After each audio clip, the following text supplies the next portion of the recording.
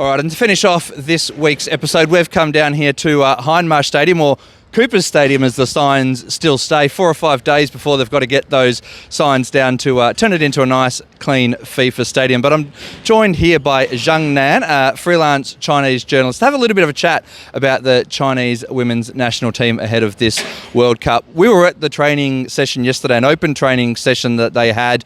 Quite a few local fans turned out as well to support the team. Talk us through the training. Is there any fitness concerns from any players coming into this tournament that you saw yesterday?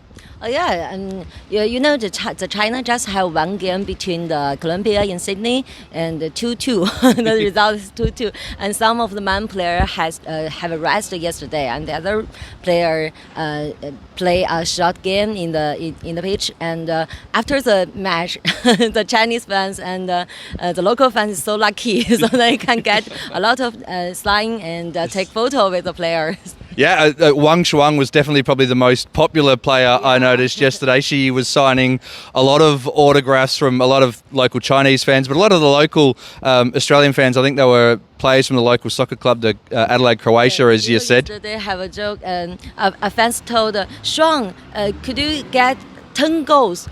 Shuang said, I'm not Messi. Or maybe she'll turn into Messi for this tournament. Let's see. China will certainly be hoping that she does that. Of course, China come into this tournament as the defending Asian champions, won the Women's Asian Cup last year, of course. So what are the expectations from people back in China heading into this tournament? The Chinese head coach told the team goal is want to beyond the last World Cup. The last World Cup, China just have 4 games and just 1 goal. Stop at the eighth quarter.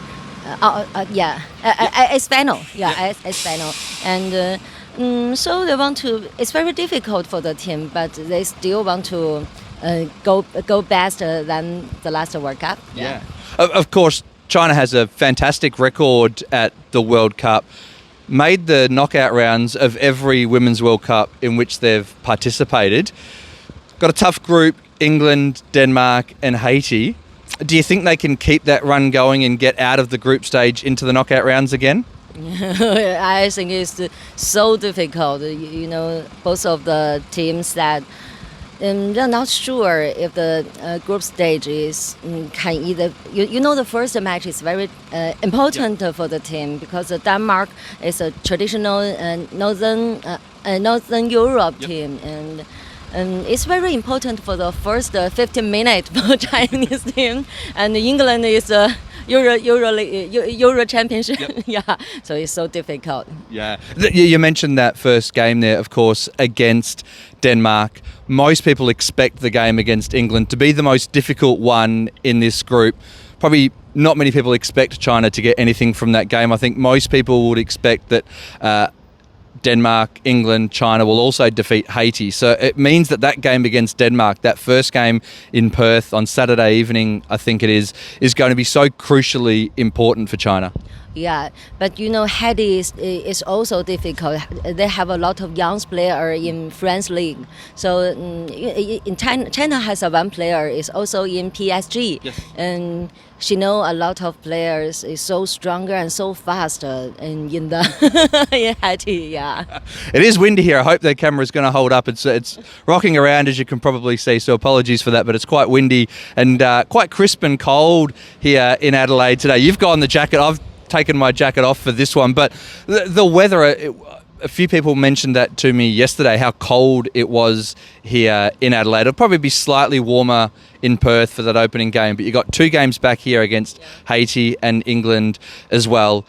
China would have come from temperatures that are far warmer than this. Do you expect the conditions to play any bearing at all? Yeah. So I just arrived at Adelaide from before two days ago. Yep. But so I'm not sure because the day is so warm and the night is so cold. And China's 3 games is also after 8 o'clock. Yes. It's so cold, but the team is worried about the player to get a jury in the cold cold weather. Yeah. A few teams have mentioned that. I know Vietnam are struggling with that in New Zealand as well.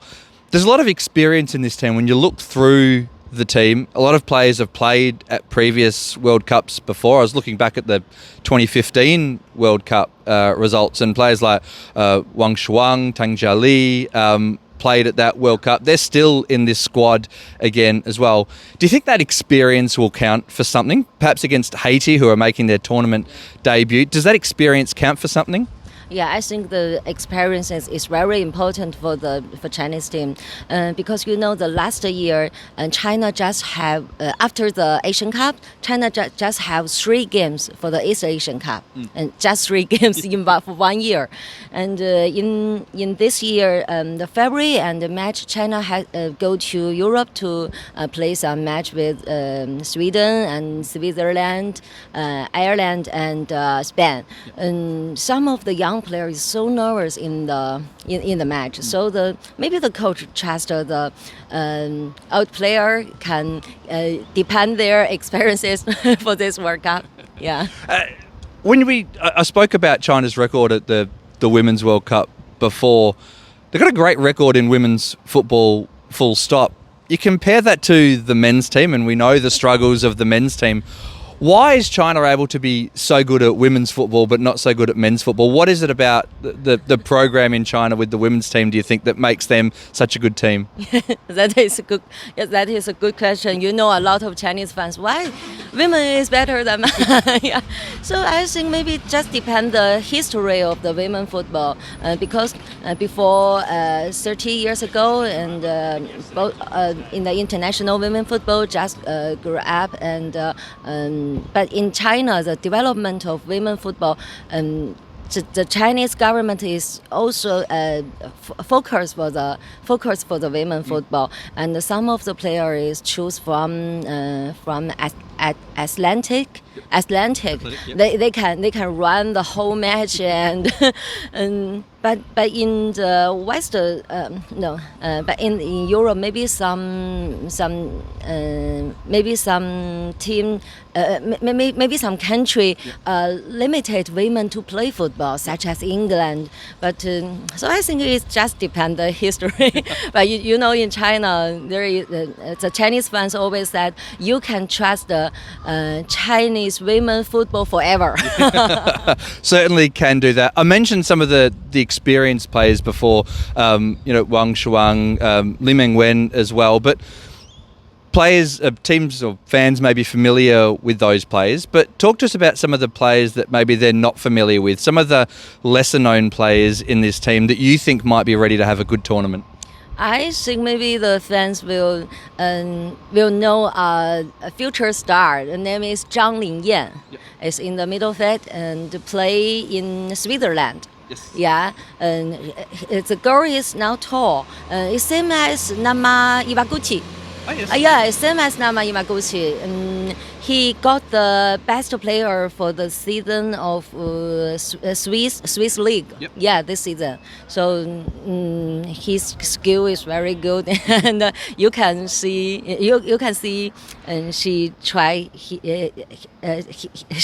her best for the match. Yeah. Yeah. You mentioned that she plays in Switzerland. You were telling me yesterday that you had a great trip.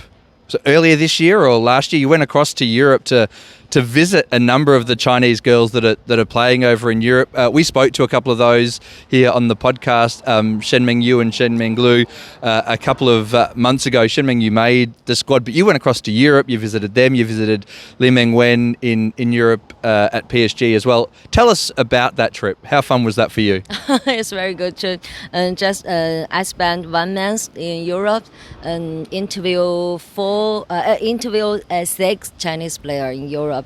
And this time, maybe 4 players in the national team and 2 is not in the national team. But it's very interesting. Some of the Chinese fans, maybe we have a lot of players go to Europe, go to USA, they can change the Chinese women football. But I think, I don't think so. But I think if they want to go out from the Chinese. If they go out from Chinese league, they saw the international women football. How about the international women football? They can change a lot of players to go out because the Euro football is so strong in now, and they must go out to learn to see how about why they are so strong now. Yeah. I'm a little bit biased after speaking with Shen Mengyu. Got a very much of a soft spot for her. Delighted to see her make this World Cup squad. I know, speaking to some other people in China, it seems she's very much on the fringes, probably not going to be a starting player. Do you expect her to play any role in this tournament at all? When we spoke to her, she said it was her dream to be selected in this squad. That dream has come true. And she said she hoped that maybe she could score a goal at this World Cup. Do you expect that she might be able to get out on the pitch in some of these games? Yeah, I'm sure. But Shen Mengyu can play different plays in the match. So I think the coach will use him. I think the head coach have a lot of choose for use her. Yeah. You mentioned the head coach there, Xin Jingjia. Yeah. I don't know if my pronunciation was any good with that one. The first Chinese female to coach the national team, which is really important. It's not the first female coach. Chinese women football have two female head coach before. One from Sweden, one from France. Sorry, but first Chinese, yes, first Chinese woman to coach the Chinese women's national team, which seems really important. Talk to us a little bit about her. She came in, she took charge of the Asian Cup last year that they won. How important is her role and her development of this team over the last couple of years? Yeah, I think Shui Qingxia is the famous player before 30 years ago, and she always be the head coach in the Chinese women football league. He saw a lot of players from the youngs and from the youngs academy, and a lot of players taught him Shui mother. Yeah. So I think the female head coach is very good for the player to join the match and join the tournament. Yeah, it's very good. Yeah. And just finally, to finish off with, it's a long time ago now, but 1999, of course, China made the final of the Women's World Cup, lost dramatically on penalties, unfortunately, to the United States.